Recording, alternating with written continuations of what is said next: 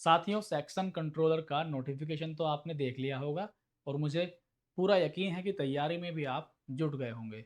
लेकिन तैयारी करने से पहले जो मैं बात इस वीडियो के माध्यम से बताऊंगा, एक एक बात ध्यान में रखना। कहीं ऐसा ना हो कि आपका मेडिकल एग्ज़ाम खराब हो जाए और करी कराई मेहनत पर पानी फिर जाए। आपको पता है इस पोस्ट के लिए मेडिकल A2 मांगा गया है।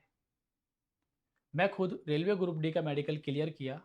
मैंने बहुत सारी चीज़ें ऐसी महसूस की जो तैयारी करने वाले हर एक विद्यार्थी को पता रहनी चाहिए। अगर पता नहीं है तो आपको भी हमारे जैसे ही और बहुत सारे विद्यार्थियों के जैसे ही परेशानियों का सामना निश्चित ही करना पड़ेगा।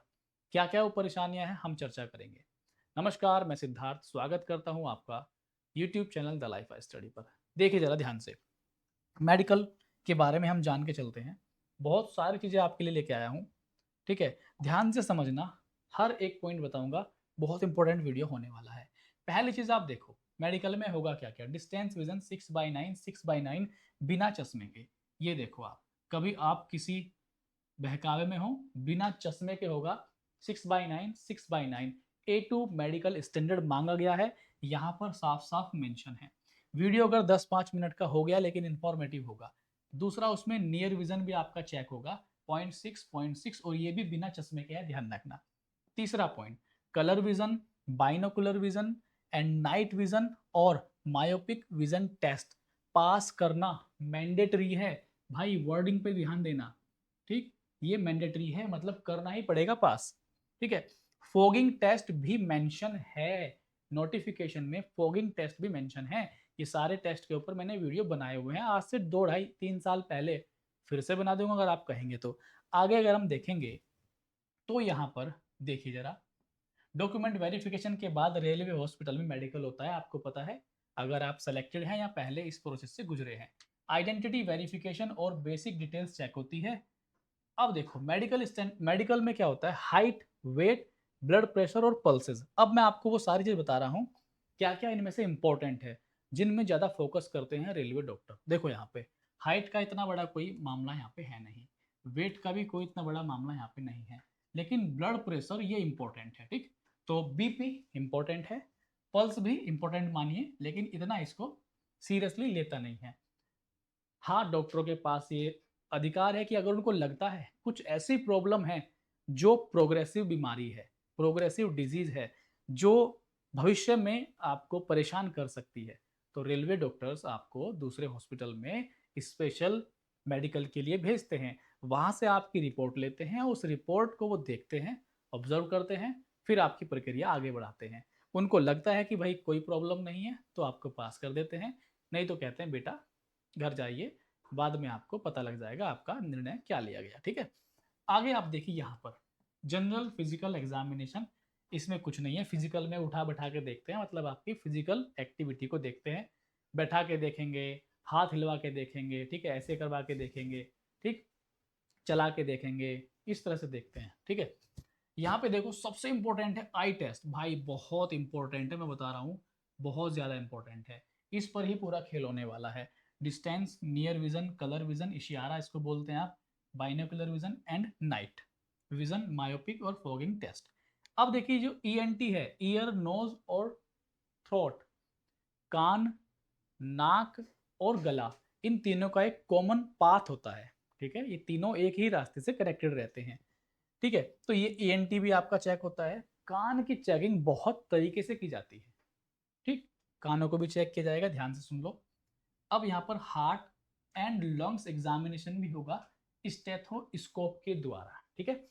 अगर हृदय से जुड़ी हुई कोई ऐसी समस्या आपको है जो प्रोग्रेसिव है, that means you will not be qualified for the further steps.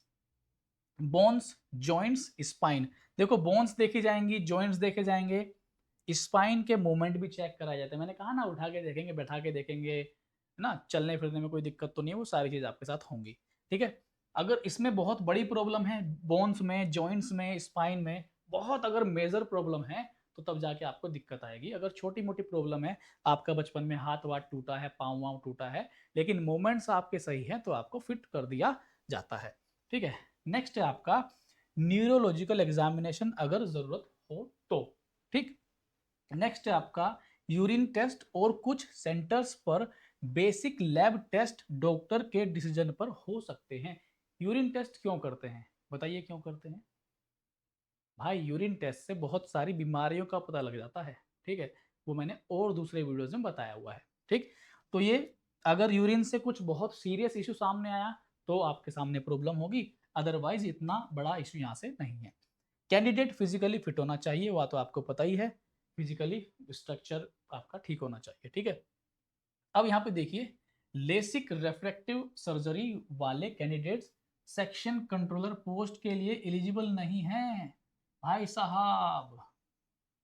Group D में तो चल जाती हैं सारी की सारी चीज़ें, एनटीपीसी में चल जाती हैं, लेकिन सेक्शन कंट्रोलर के लिए अगर लेसिक सर्जरी कराई है तो भाई you will not be qualified, notification के मुताबिक आपको प्रोसेस नहीं किया जाएगा आगे। नेक्स्ट, अगर प्रिस्क्राइब्ड A2 मेडिकल स्टैंडर्ड पास नहीं हुआ तो इस पोस्ट के लिए भूल जाओ, बिल्कुल भूल जाओ।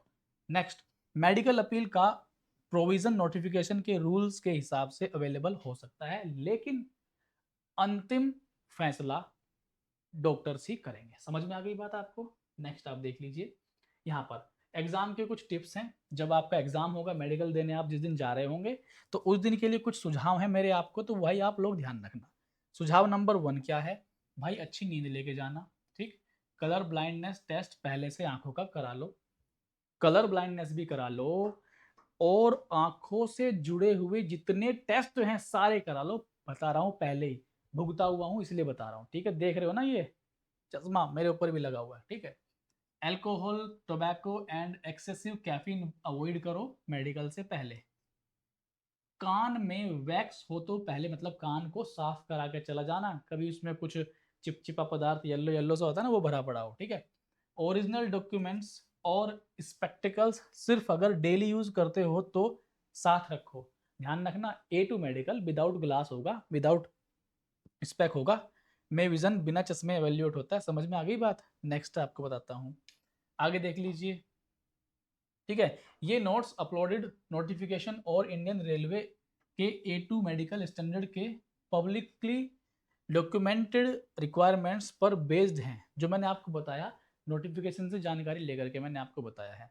ठीक है भाई, तो मेरा जो पर्सनल एक्सपीरियंस है, अब मैं यहाँ से निष्कर्ष निकाल रहा हूँ, अपनी आंखों के हर एक टेस्ट करा के चले जाना। आंखों में कभी कभी क्या होता है, मान लीजिए आपका विजन तो ठीक है, लेकिन आपकी आंखों में कोई प्रोग्रेसिव डिजीज है।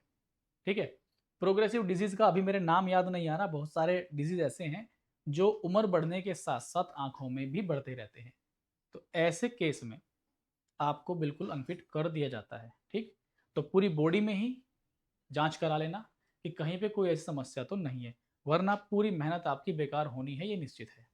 ठीक, मेरा पर्सनल सुझाव है, इस वीडियो के नीचे आप लोग कुछ प्रतिक्रिया दीजिए। अगर आप पहले सेक्शन कंट्रोलर के मेडिकल से गुजरे हैं तो लिख डालिए, या किसी भी सरकारी नौकरी के मेडिकल स्टैंडर्ड से, खास करके रेलवे से गुजरे हैं तो जरूर अपनी प्रतिक्रिया दीजिए। कोई सवाल मेरे से हो, कोई सुझाव हो, सब कुछ दरबार खुला है, लिख दीजिए। मिलते हैं अगले इंफॉर्मेटिव वीडियो में, तब तक के लिए धन्यवाद, नमस्कार।